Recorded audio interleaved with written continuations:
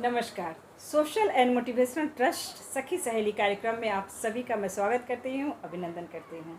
आज मैं फिर अपनी सहेलियों के साथ आ गई हूँ स्टूडियो में। कहते हैं कि सखी बिना हमारा जीवन बेरंग होता है, जैसे वीरान सी लगती है ज़िंदगी। अगर हमारी सहेलियाँ हमारे साथ हो तो लगता है जीवन में रंग भर गए हैं, होठों पे मुस्कान आ जाते हैं।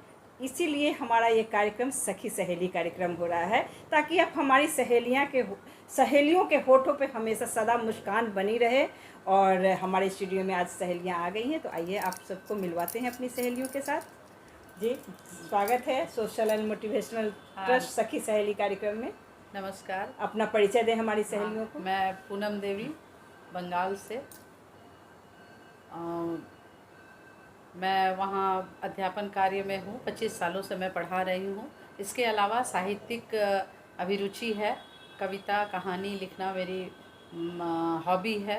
कई पुस्तकें भी निकल चुकी हैं और महान साहित्यकारों को पढ़ना मेरी काफ़ी अभिरुचि रही है। चलिए, बहुत बढ़िया, बहुत अच्छा। आप अपना परिचय दें। मेरा नाम नीलम देवी है, मैं रांची से हूँ। मैं हाउस वाइफ हूँ और कहानियाँ पढ़ती हूँ।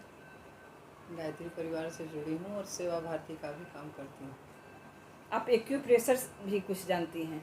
हाँ, कुछ जानती हूँ। आयुर्वेद से भी आप जुड़ी हूँ। जी जी, बहुत स्वागत है आपका और बहुत अच्छा लग रहा है। बहुत मुझे लगता है सखियाँ सब खुश हो रही होंगी आप सभी को देखकर।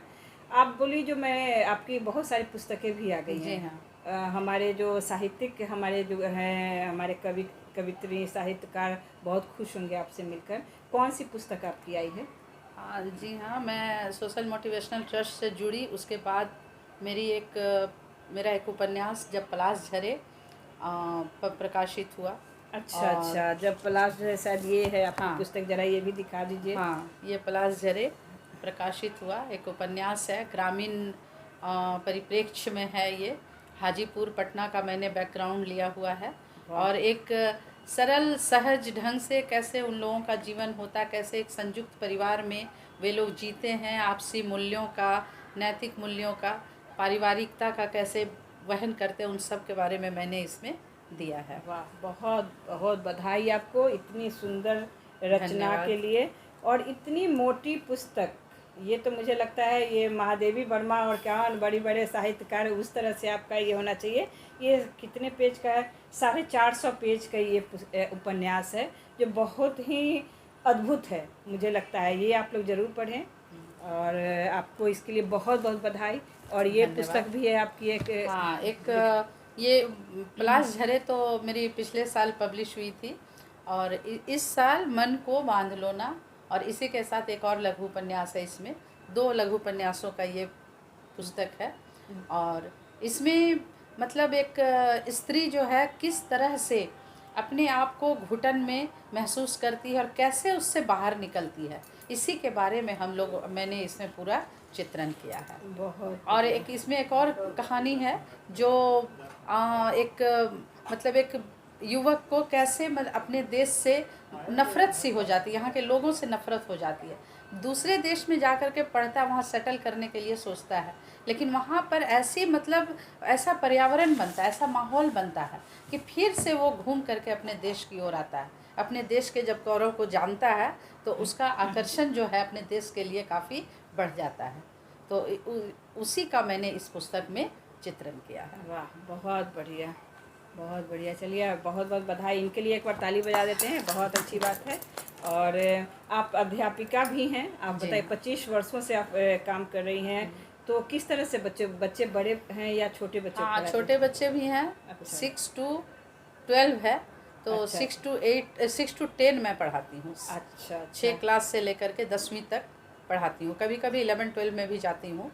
तो छोटे बच्चों को तो समझा करके, है ना, कभी कभी डांट करके भी, उन लोगों को डरा करके भी, थोड़ा कभी कभी डराना भी पड़ता है, बहुत ज़रूरी है। हाँ। तो मारना पीटना तो अब रहा नहीं, मार पीट करके तो बच्चे पढ़ते नहीं है, सीखते वो तो करना भी नहीं चाहिए, मुझे लगता है। हाँ, और ऊंचे क्लास के बच्चों को मोटिवेट करने की कोशिश करती हूँ कि भाई लाइफ में जो है शिक्षा का बहुत महत्व है। अब ये तो पढ़ो। जरूरी है क्योंकि आप सोशल एंड मोटिवेशनल से जुड़ी हैं तो मोटिवेट तो करेंगी मोटिवेट जरूर करेंगी, मुझे ऐसा लगता है। बिल्कुल बिल्कुल। और तो आप स्कूल, ये राइटिंग, जी अब हाउस वाइफ, अपने घर को संभालना, ये सब कैसे करती हैं आप, ये बताइए। क्योंकि ये मैनेज करना, आप एक तो स्कूल में समय देती होंगी, उसके बाद आप लिखने के लिए समय चाहिए, हाँ। फिर अपने घर का भी। घर में आपके कौन कौन है? घर में घर में मेरे पति हैं, एक बेटा। पहले मैं जॉइंट फैमिली में थी जी। हाँ, देवर थे, देवरानी थी, ससुर जी थे, फिर वो लोग अलग घर बना करके चले गए, तो फिर हम लोग 3 ही रह गए। अच्छा। तो बेटा तो जब तक छोटा था तब तक तो लिख नहीं पाती थी, उसके पीछे ही मैं रहती थी। लेकिन जब वो बड़ा हो गया तो उसके बाद फिर मेरा लेखन कार्य जो है ये अपनी गति पकड़ लिया। विशेष करके कोरोना काल में तो लेखन अच्छा, बहुत ज़्यादा हुआ। चलिए, बहुत हाँ, पूरा अच्छी बात। समय मिला। कोरोना काल किसी के लिए अच्छा तो किसी के लिए हाँ, बुरा हुआ, बुरा तो किसी हुआ। के लिए अच्छा भी हुआ, मैं जी। ये मानती हूँ। हाँ, लेकिन मेरे लिए ये उपलब्धि का काल रहा, क्योंकि उपलब्धि मैंने काल रहा। बहुत सारी रचनाएं इसमें और आप ही लिखी। के लिए नहीं, मुझे लगता है उस कोरोना काल में बहुत ऐसे साहित्यकार बन गए, क्योंकि उन्हें समय मिला तो बहुत ऐसे साहित्य जो कुछ नहीं करते थे वो साहित्यकार बन गए, और उनकी पुस्तकें भी कोरोना काल में आ गई, तो ये बहुत खुशी की बात है। और ये कोरोना काल कुछ दे गया, कुछ ले गया। अब जो है ये मैं ये छोड़ती हूँ, शायद ये कुछ है।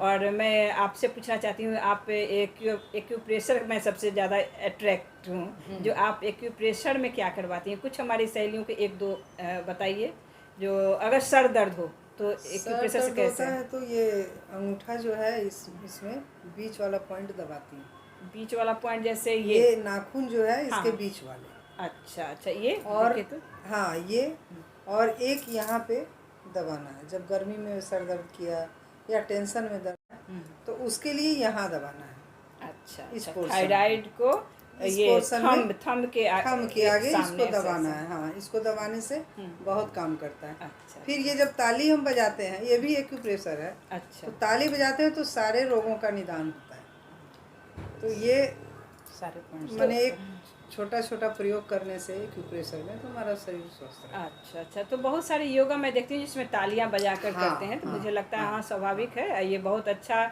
उपयोगी, क्योंकि सर दर्द आजकल आम बीमारी हो गया है। हर लोग चलते फिरते उनका सर दर्द हो रहा है, तो ये बहुत ज़रूरी आप बताएं। अगर रास्ते में हो रहा है तो आप इसको दबाना शुरू कर दें, थोड़ा सा ऐसे ऐसे कर लें तो आप तुरंत आपको रिलीफ होगा, आराम मिल जाएगा। फिर जाकर आप डॉक्टर से दिखाएं या दवा भी ले सकते हैं, लेकिन पहले ये कोशिश करना चाहिए जो हमें आराम, कहीं जहाँ भी हो आराम मिल जाए। और मैं पूनम जी से फिर पूछना चाहूँगी, जो आप मैनेज करना है तो आप बता दी, जो हम बेटा हमारा बड़ा हो गया तो मैं लिखने लगी, कोरोना काल में आपने ये किया। और लेकिन इतनी सारी पुस्तकें लिखने का, जैसे कहानी, ये सब कहाँ से आया आपको, कैसे सोच में आया? असल में मैं बहुत छोटे से ही एक साहित्यिक माहौल मिला। मेरे पिताजी भी बहुत पढ़ते थे। अच्छा। और वो बताते थे कि मेरे दादाजी का, जिस समय उतना शिक्षा का प्रचार नहीं था, अच्छा। उस समय मेरे दादाजी के एक लाइब्रेरी हुआ करती थी और हर तरह की पुस्तकें रहती थी। तो उनसे मेरे पिताजी तक और मेरे पिताजी से हम लोगों तक ये गुण जो है पहुंचा। धनबाद में भी, धनबाद में हम लोग रहे हुए हैं, वहीं से पढ़ाई लिखाई हुई। अच्छा। हाँ, वहीं से मैंने एमए भी किया। तो वहाँ पर पिताजी ने 2 लाइब्रेरी का हम लोगों को मेंबर बनाया हुआ था।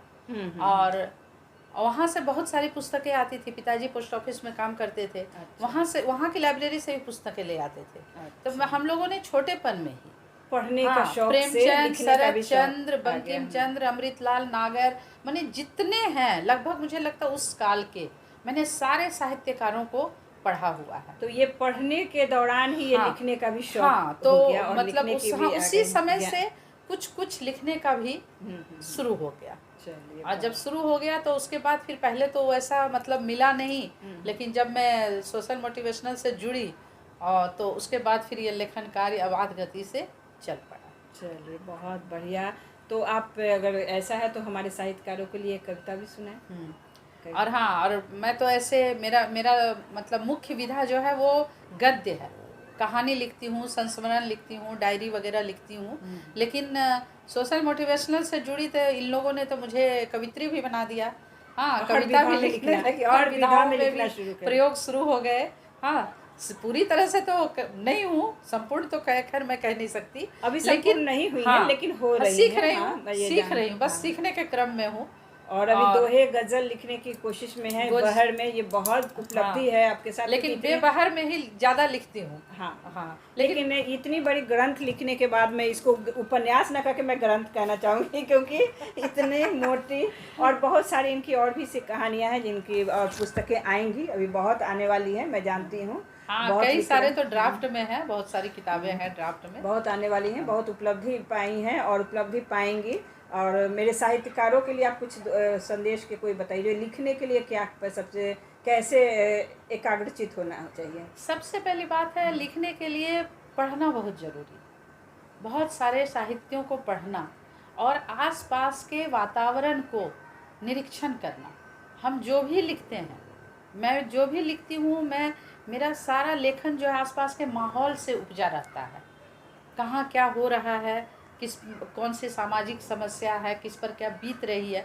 कभी कभी तो ऐसा होता है, जा रही हूँ, चलते चलते कुछ ऐसा घट जाता है जो दिमाग में छप जाता है, तो उस पर कोई कहानी बन जाती है। तो माहौल हमें बहुत कुछ सिखा जाता है। माहौल हाँ, अब मेन साहित्यकारों को निरीक्षण करना, हर दृष्टि उसका रहता है, साहित्यकार से अवलोकन करता है जी, हर चीज को अवलोकन, मतलब उसको जो है, एक तो दिमाग एकाग्र होना, मस्तिष्क एकाग्र होना और हर पल निरीक्षण करना।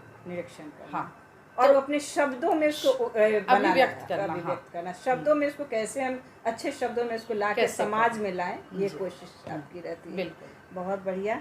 कहते हैं जिसके पास सच्चा दोस्त होता है, जिसके पास सच्चा दोस्त है होता, जीवन में कभी कुछ नहीं खोता। देखते छूमंतर हो जाते सारे झमेले, देखते छूमंतर हो जाते सारे झमेले, सदा होठों पर मुस्कान है लाता, सदा होठों पर मुस्कान है लाता। देखिए, मैं इनको देखकर लगातार मुस्कुरा रही हूँ और ये लोग भी मुस्कुरा रही है, सब सखी सहेलियों का ही कमाल है। अब मुझे लगता है देखने वाली हमारी सहेलियाँ भी ज़रूर मुस्कुराएंगी और इतनी अच्छी अच्छी बातें भी सुन रही हैं। एक अपनी रचना भी सुना दे।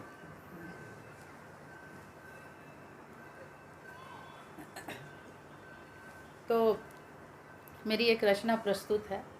जो बीत जाता है वो पल जो है हम लोगों को एक सुंदर याद दे जाता है, तो उन्हीं सुमधुर यादों पर मेरी ये रचना प्रस्तुत है। गुनगुनी सी धूप में यादें हैं मधुर मधुर, जगते हैं गुनगुने ख्वाब होकर सुमधुर।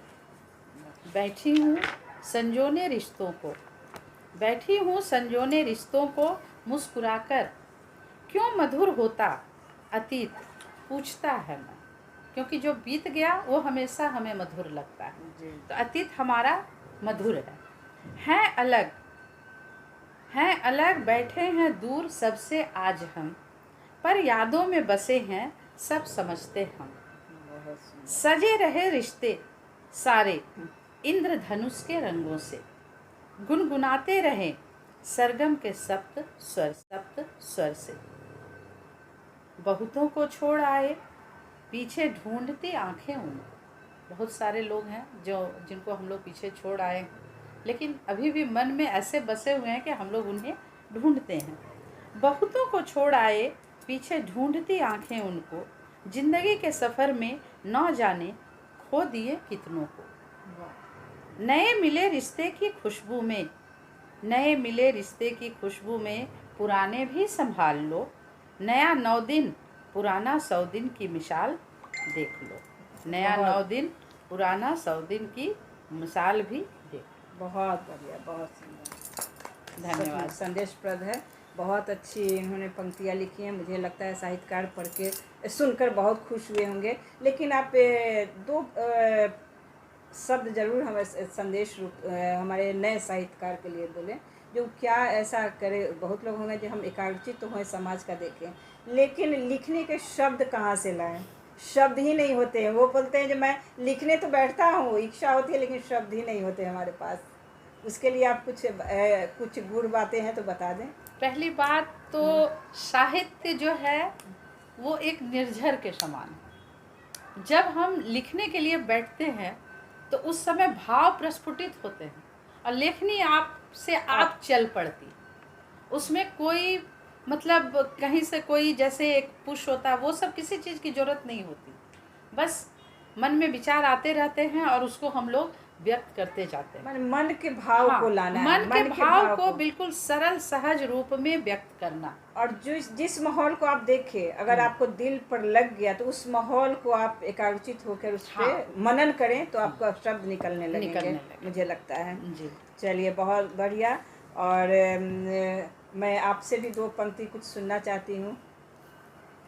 अगर कुछ 2 पंक्ति गाना, कविता कुछ सुना सकती हैं? भजन सुना दो। अंधेरे में उम्मीद की किरण पाई है, मैंने यहाँ एक ऐसी शमा जलाई है। अब गुलजार होंगे रास्ते और गलियाँ, मेरी सहेली मुझसे मिलने आई है, मुझसे मेरी सहेली मिलने आई है। बहुत सुंदर, बहुत सुंदर।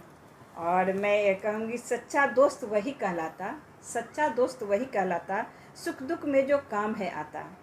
समझ सके जो मन की भाषा, सच्ची दोस्ती वही निभाता, सच्ची दोस्ती वही बहुत निभाता। सुंदर, बहुत सुंदर जी, पंक्तियाँ। मन की भाषा जो समझेगा वही दोस्ती। क्योंकि जी, जो कहता है दोस्त को ये कहना वो कहना, बिना बोले जो समझ सब जाए, समझ जाए, वही बिल्कुल, सच्चा वही दोस्त दोस्त, मैं बिल्कुल। मानती हूँ। और वही सच्चा सखी सहेली हमारी हैं।